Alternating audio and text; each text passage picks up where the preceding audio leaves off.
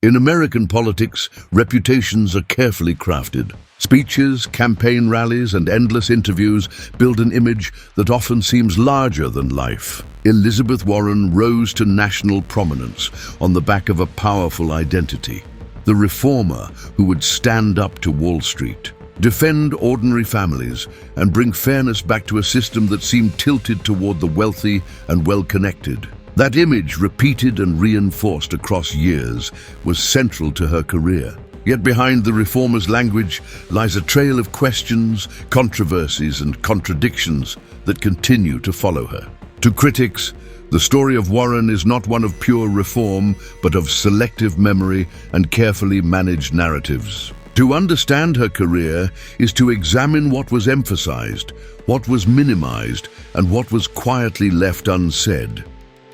Warren's journey into politics began not as a candidate, but as an academic. A Harvard professor specializing in bankruptcy law, she studied how families navigated debt and economic collapse. Her research gave her credibility, especially during the 2008 financial crisis, when millions of Americans lost homes, jobs, and savings. She became a recognizable figure in national debates, advocating stronger oversight of banks and corporations. The creation of the Consumer Financial Protection Bureau was tied closely to her efforts. By the time she ran for the U.S. Senate in 2012, Warren carried the story of a scholar-turned-advocate, someone who knew the system's failures from the inside and wanted to fix them.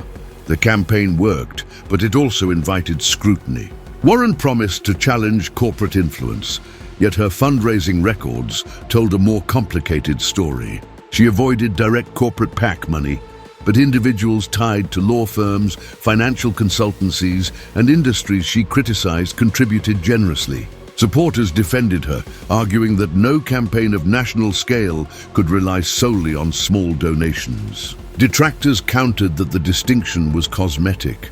Money from people tied to corporate interests could shape politics just as much as money from the corporations themselves. From the beginning, a gap appeared between Warren's rhetoric and the practical demands of political life.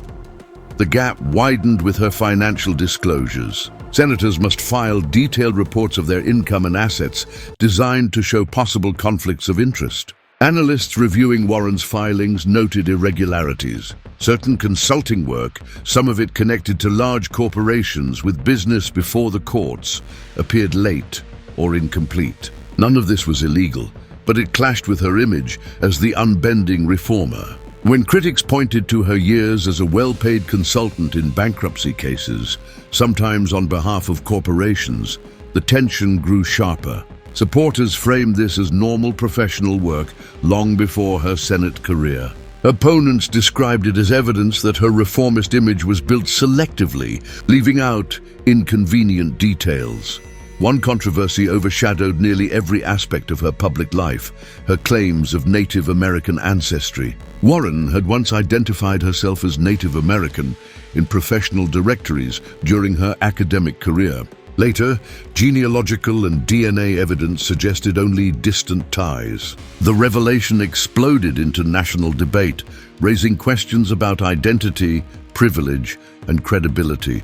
For Warren, it was personal. For her critics, it was a symbol of opportunism, a willingness to shape identity to professional advantage. Although she apologized and tried to move past the issue, it remained a defining mark against her authenticity.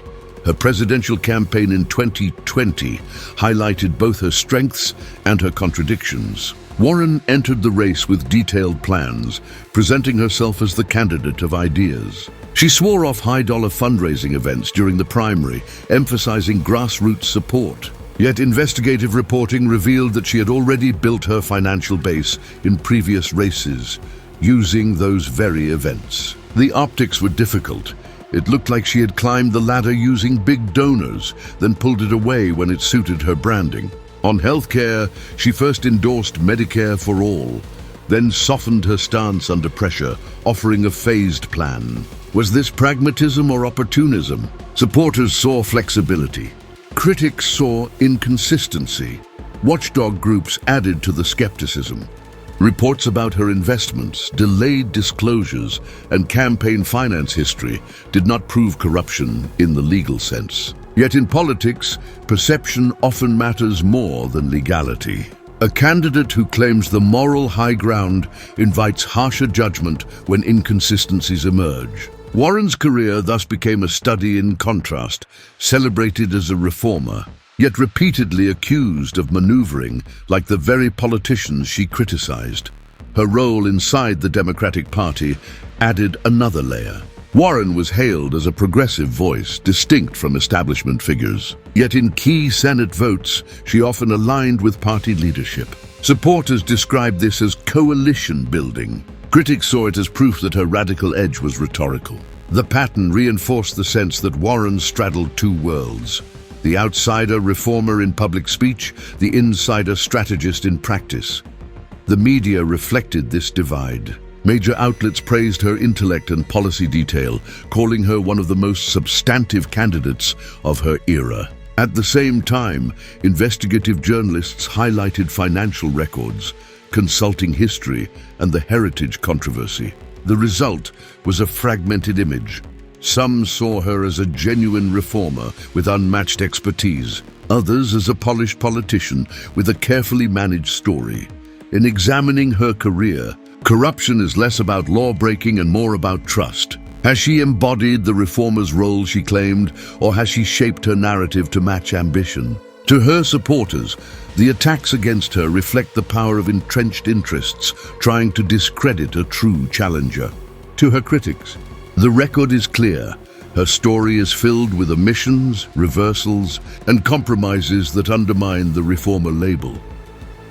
By the end of her presidential run, these tensions had not disappeared. Instead, they defined her. She remained an influential senator, still proposing ambitious reforms, still speaking about fairness and accountability.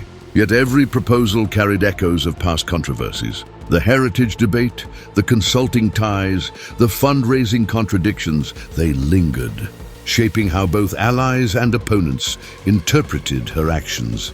The story of Elizabeth Warren, viewed through this lens, is not one of simple corruption or spotless reform. It is a story about patterns, delayed disclosures, shifting policies, strategic omissions, and contested identities. Whether these add up to corruption depends on one's definition. If corruption means criminality, Warren stands clear.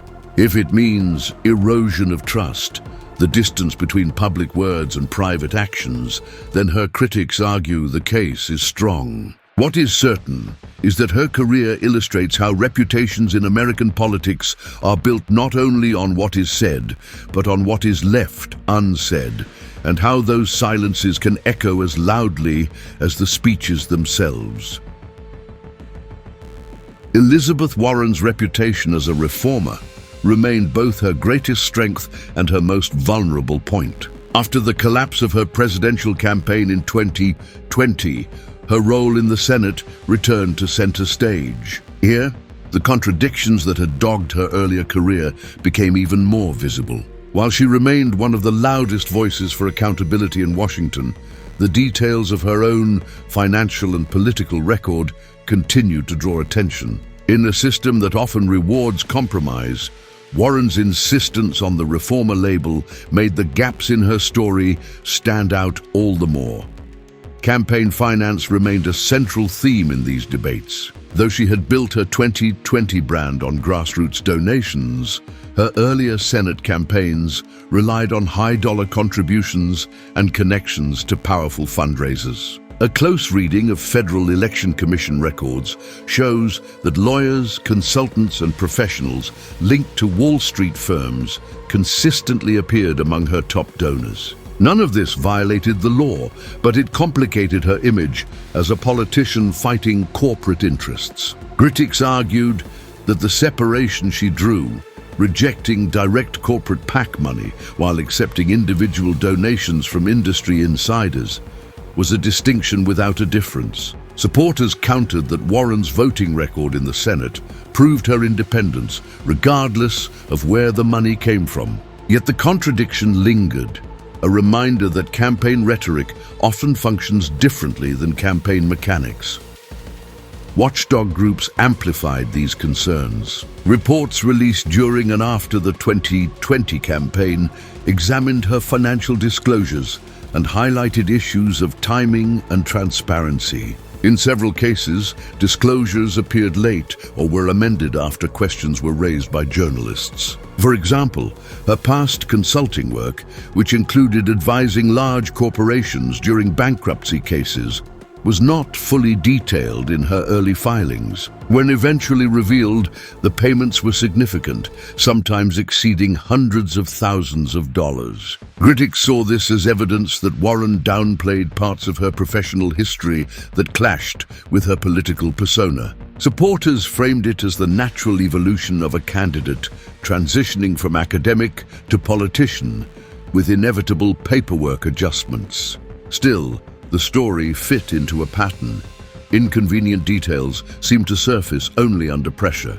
The consulting cases themselves became symbols of her contested identity. In one instance, Warren was paid to assist a corporation defending itself in bankruptcy, a company facing claims from workers and creditors who stood to lose significant sums. While her academic expertise in bankruptcy law made her a logical consultant, the optics were awkward. Years later, as a senator, Warren presented herself as the defender of working families against corporate greed. To her critics, the contradiction was glaring. How could a supposed champion of the little guy have cashed checks from the very companies she claimed to oppose? Her defenders emphasized that consulting work did not necessarily mean endorsement, and pointed out that her broader career was defined by challenging corporate excesses. Yet in politics, nuance is often drowned out by perception, and the perception was damaging. The Native American ancestry controversy, though not directly tied to financial matters, continued to shape public perceptions of Warren's credibility.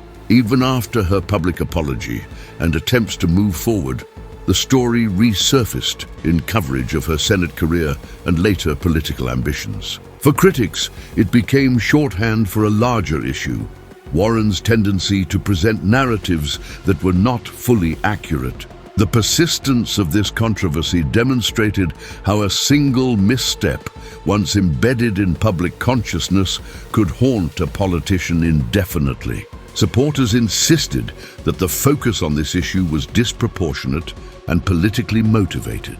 Still, its survival in the media cycle underscored how questions of authenticity remained central to Warren's story. Beyond finances and personal controversies, Warren's Senate record provided a rich field for analysis. On paper, she was one of the most progressive members of Congress. She introduced legislation targeting corruption in Washington, pushed for stricter financial regulations, and advocated for policies aimed at reducing inequality. Yet when it came to critical votes, she often aligned with Democratic leadership. On issues like budget negotiations and foreign policy, her positions frequently fell in line with the party mainstream. Critics pointed to these alignments as evidence that her reformist brand was more symbolic than substantive. Supporters argued that this was the reality of governance. No senator could achieve meaningful change without working within the party framework. Healthcare policy during and after her presidential campaign became a particular flashpoint. Warren had initially endorsed Medicare for All, a sweeping reform designed to replace private insurance with a universal public system. But as political pressure mounted, she revised her position, introducing a phased approach that softened the proposal's immediate impact. To her critics, this was a betrayal of progressive principles, a sign that Warren would bend under pressure. To her defenders, it was pragmatic, a recognition that major reforms required gradual implementation to gain public and legislative support. The debate mirrored broader questions about Warren herself. Was she a visionary reformer constrained by political reality, or a cautious politician cloaking ambition in the language of reform? Media coverage of Warren reflected this duality. Some outlets celebrated her as a thinker with unmatched policy expertise, someone who could translate complex economic ideas into accessible plans. They praised her as a candidate who offered substance in a political environment often dominated by slogans. At the same time, investigative journalists highlighted inconsistencies in her record, ensuring that stories about her finances, consulting work, and ancestry remained in circulation. The result was a fragmented public image. Voters who followed mainstream coverage often saw Warren as an intelligent, detailed, reform-minded leader. Voters exposed to investigative or opposition research saw her as a politician whose carefully curated image concealed uncomfortable truths. The perception of Warren as a divided figure extended into her relationships within the Democratic Party. While she shared some goals with progressive leaders like Bernie Sanders, she also positioned herself as more pragmatic, willing to engage with the party establishment. This dual positioning left her in an awkward space. Progressives accused her of diluting reforms to appeal to moderates, while moderates worried that her proposals were too radical to be viable. Straddling both sides, Warren often found herself attacked from both directions. Critics framed this as a sign of insincerity, while defenders argued it reflected the difficulty of navigating America's polarized political environment. The central question that emerges from this period of her career is whether Warren's inconsistencies amount to corruption. If corruption is defined narrowly as criminal acts or outright bribery, the evidence is thin. But if corruption is understood more broadly as the erosion of trust, the gap between rhetoric and reality, then her critics argue the case is stronger. The pattern of late disclosures, the contradictions in campaign finance, the consulting ties, the ancestry controversy, and the shifts in policy positions all suggest a politician who has carefully managed her image while concealing or minimizing inconvenient truths. Her supporters push back against this interpretation, pointing to her record of substantive achievements. Warren played a central role in shaping consumer protection policy, helped design regulatory frameworks after the financial crisis, and consistently advocated for families struggling with debt and inequality. They argue that her compromises were strategic necessities, not betrayals. To them, the focus on her inconsistencies reflects the reality that powerful interests targeted her precisely because she posed a threat. The persistence of the attacks, in this view, demonstrates her effectiveness, not her corruption. This clash of narratives, reformer versus opportunist, defined Warren's public standing in the years after her presidential campaign. Every initiative she championed in the Senate was filtered through the lens of her contested identity. Proposals for stricter bank regulations were praised as genuine reform by her supporters and dismissed as political theater by her critics. Calls for wealth taxes were hailed as visionary by some and criticized as impractical by others. In both cases, the debate was less about the policies themselves and more about whether Warren could be trusted as the messenger. The larger story, however, is not about any single controversy or policy position. It is about the difficulty of sustaining a reformer's identity within the machinery of American politics. Campaigns require money, governance requires compromise, and ambition requires strategy. Each of these realities pulls against the purity of the reformer's brand. For Warren, the challenge has always been sharper because her public identity is so closely tied to integrity and fairness. When cracks appear, they stand out more vividly than they might for another politician. As Warren continues her Senate career, the unresolved question remains: has she truly lived up to the role she claimed? Or has she carefully managed a narrative that conceals as much as it reveals? The answer depends on perspective. For some, the evidence of compromise and contradiction is proof of corruption in the broader sense, a betrayal of the reformer's promise. For others, the same evidence is simply the reality of politics, an environment where no one can remain entirely pure. What is certain is that Elizabeth Warren's story is not as simple as the campaign slogans once suggested. It's a story of ambition, contradiction, and the constant tension between reform and maneuvering. By the time Elizabeth Warren settled back into her role in the Senate after the 2020 presidential campaign, she carried both the weight of expectation and the burden of controversy. Supporters still saw her as a voice for fairness, a determined fighter against entrenched power. Critics, however, viewed her as a politician who had mastered the art of branding, presenting herself as a reformer while making the same compromises and choices that defined traditional political life. This tension between image and record, rhetoric and reality, continued to define her story in the years that followed. In her Senate work, Warren focused on financial regulation, consumer protection, and economic inequality. These issues had defined her academic and political career, and she remained consistent in promoting them. She pressed for tighter oversight of Wall Street, advocated for wealth taxes, and called for stronger rules on corporate transparency. Her speeches in committee hearings often went viral, reinforcing her image as a sharp interrogator of executives and government officials alike. To her admirers, this was proof that the reformer was still alive and well. They saw in her the same figure who had risen to prominence during the financial crisis, unafraid to call out wrongdoing in blunt, forceful terms.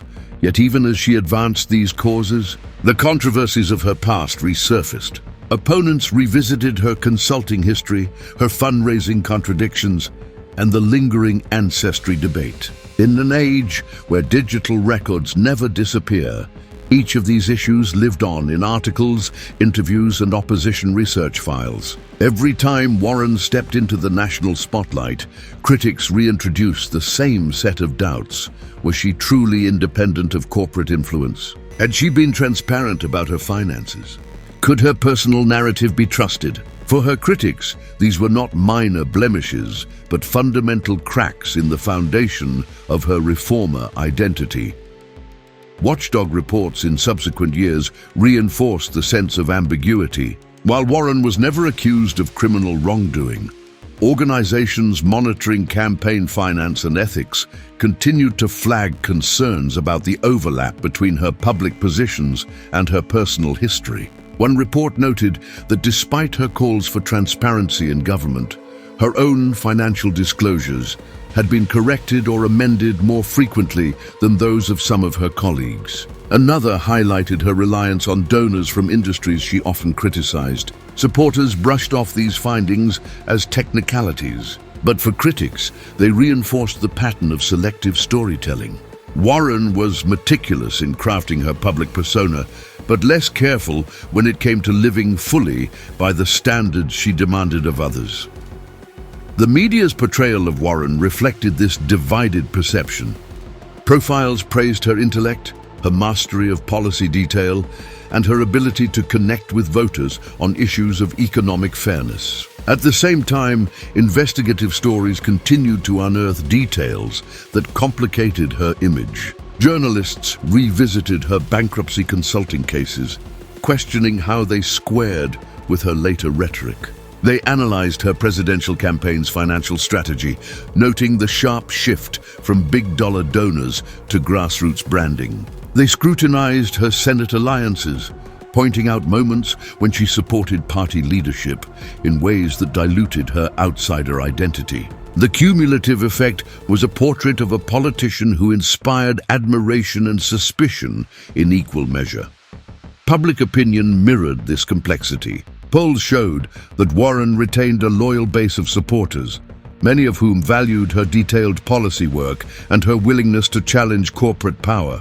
At the same time, she remained polarizing, with high unfavorable ratings among voters who doubted her authenticity. Among Democrats, she occupied a unique position, respected for her ideas, but often distrusted when it came to political strategy. Among Republicans, she was painted as a hypocrite, someone who preached against wealth and privilege while benefiting from both. This polarization underscored the difficulty of sustaining a reformer identity in a political environment built on compromise and contradiction. Her influence within the Democratic Party also remained contested. Warren was too progressive to be embraced fully by moderates, but too pragmatic to be the undisputed champion of the left. She shared goals with progressive allies like Bernie Sanders, but often approached them with a more technocratic style, focusing on policy detail rather than sweeping rhetoric. This approach won her respect but not always loyalty.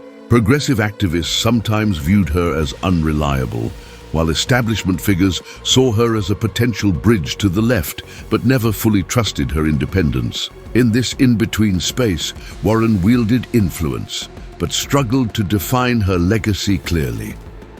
The question of corruption continued to hang over her career, though rarely in the legal sense. Instead, it was framed in terms of trust and consistency. Critics argued that Warren's repeated pattern of omissions, shifts, and contradictions amounted to a form of ethical grayness, not criminal, but corrosive to the public's faith in her authenticity. They pointed to her financial disclosures, her shifting positions on healthcare, and her reliance on wealthy donors in earlier campaigns as evidence that her reformer image was more branding than reality. Supporters, however, emphasized her policy record, pointing to the Consumer Financial Protection Bureau and her continued advocacy for working families as proof that her commitments were real.